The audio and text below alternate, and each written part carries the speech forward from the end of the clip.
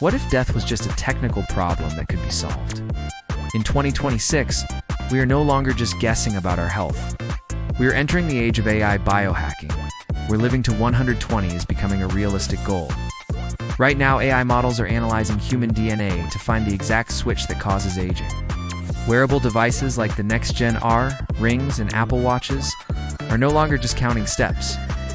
They are now constant medical labs on your wrist, predicting illnesses months before they happen and telling you exactly what to eat based on your blood chemistry in real time. But the real revolution is AI-driven drug discovery.